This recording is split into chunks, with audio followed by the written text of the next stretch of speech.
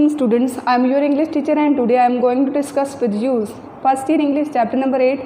The title of this chapter is The Gulistan of Saadi, which is written by Sheikh Saadi. Students, इससे previous lectures में हमने इस chapter का detailed introduction discuss किया था, उसके साथ साथ हमने ट्रांसलेशन डिस्कस की। इसके आज के इस लेक्चर में हम इस चैप्टर के क्वेश्चन आंसर जो हैं वो डिस्कस करेंगे। तो हमारे पास सबसे पहला क्वेश्चन है, व्हाट वाज द एडवाइस, वो नसीहत क्या थी गिवन बाय नौशरवान, जो नौशरवान ने दी टू हिज पीपल, अपने लोगों को। वो नसीहत कौन सी थी जो नौशरवान ने अपने लोगों को दी थी? तो स्टूडेंट्स, नौशरवान ने अपने लोगों को क्या नसीहत की थी? उसने ये नसीहत की थी, he advise his people to avoid even the little act of cruelty.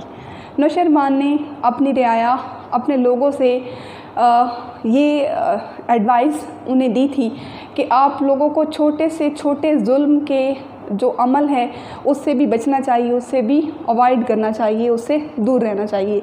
He asked them to be just and honest. साथ ही साथ उसने अपने लोगों से ये भी कहा कि उन्हें अपनी डीलिंग्स में, अपने लेन देन में अपना जो रवैये हैं या फिर अपने तौर तरीके हैं उनमें जस्ट होना चाहिए, मुनसिफ होना चाहिए, इंसाफ पसंद होना चाहिए एंड ऑनेस्ट और ईमानदार होना चाहिए।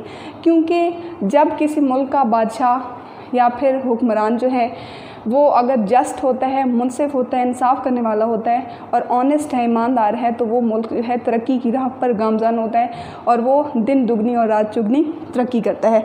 नेक्स्ट क्वेश्चन है आप लोगों का question number 2, what was the remedy. Remedy कहते हैं इलाज को, सजेस्टेड बताई गई थी बाय द फिजिशियंस, माहिर जो अमराज थे उनके ज़रिए, for the disease of the king, बादशाह की बीमारी के लिए। ये क्वेश्चन में आपसे पूछा जा रहा है कि बादशाह को जो बीमारी थी उसके इलाज के लिए कौन सी रेमेडी, कौन सा इलाज जो है वो डॉक्टर्स ने वहाँ पे सजेस्ट किया था, बताया था। दे suggested that the disease of the king could be cured bye means of bile of a person having certain qualities. वहाँ के जो डॉक्टर्स थे उन्होंने कहा कि बादशाह की बीमारी का इलाज सिवाय इसके नहीं है कि एक ख़ास किस्म के इंसान का बाइल या फिर जिसको आप पित्ता भी कह सकते हैं वो लाया जाए और उसमें कुछ ख़ास क्वालिटीज़ मौजूद होनी चाहिए, कुछ खसूसियात मौजूद होनी चाहिए। और अगर उस ख़ास शख्स का बाइल या फिर पित्ता बादशाह में ट्रांसफॉर्म कर दिया जाता है, ट्रांसप्लांट कर दिया जाता है, तो बादशाह सेहतयाब हो सकता है। तो ऐसी सिचुएशन में एक ऐसे बंदे की ज़रूरत थी जिसका बाइल भी मिल जाए और उसको फिर कत्ल भी किया जाएगा। मीन्स के बादशाह की ज़िंदगी को बचाने के लिए उस इंसान का मरना ज़रूरी था। नेक्स्ट क्वेश्चन है question number 3, why did the boy look towards the sky and smile. लड़के ने आसमान की तरफ क्यों देखा और फिर मुस्कराया क्यों था? मीन्स उसके चेहरे के ऊपर स्माइल क्यों आई थी? The boy said that a boy looks to the love of his parents and the justice from the qazi. जब लड़के को ज़िबा किया जाने लगता है तो ऐसी सिचुएशन में लड़का जो है वो आसमान की तरफ देखता है और मुस्कराने लगता है। ये सीन देख के बादशाह उस लड़के से पूछता है कि तुम इस कंडीशन में भी मुस्करा रहे हो, इसके पीछे रीज़न क्या है? तो लड़का जवाब देता है कि एक लड़का जो होता है या फिर एक बच्चा वो अपनी वालिदैन की मोहब्बत की तरफ देखता है सबसे पहले। अगर वो मोहब्बत भी उसको ना मिले तो फिर वो इंसाफ के लिए काजी के पास जाता है। But in his case both had agreed to his murder. लेकिन लड़का कहता है कि मेरे मामले में दोनों के दोनों मीन्स के उसके पेरेंट्स और काजी जो हैं उसका कत्ल करने के लिए तैयार हैं, रज़ामंद हैं। देयरफॉर इसलिए he look to God to seek justice, इसलिए वो खुदा की तरफ देख रहा है ताकि वो इंसाफ तलब कर सके, इंसाफ मांग सके।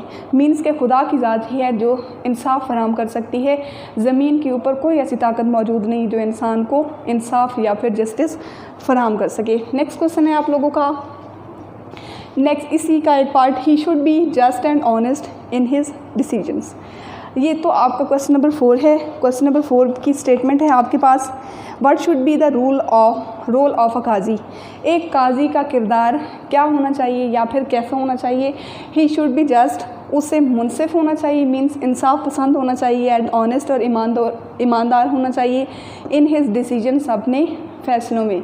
मीन्स के काजी जो है ज़मीन के ऊपर जो है अल्लाह ताला का नुमाइंदा होता है और इंसाफ के लिए ही उसे वहाँ पे जो है मुनक्किद किया जाता है। तो इस सिचुएशन में उसको सिर्फ इंसाफ पसंद होने के साथ साथ ईमानदार भी होना चाहिए, ताकि वो तमाम लोगों के फ़ैसले जो हैं वो इंसाफ पे मबनी होके कर सके और साथ साथ ईमानदारी की बेस पे कर सके। नेक्स्ट क्वेश्चन है question number 5, why did the king weep? बादशाह क्यों रोया था या फिर बादशाह की आंखों में क्यों आंसू आ गए थे? The speech of the boy impress the king. वो लड़का जिसको बादशाह के इलाज के लिए कत्ल किया जा रहा था, उसने जो तकरीर की थी वो भी बादशाह के पूछने पर, उसकी वजह से किंग जो है बहुत ज़्यादा इम्प्रेस हुआ था उस लड़के से। ही रियलाइज, उसे ये बात समझ आ गई थी, हिज क्रूएलिटी, उसके जुल्म के बारे में, एंड सेल्फिशनेस, और उसकी खुद गर्जी के बारे में। The boy speech made the king realise his fault and he burst into tears.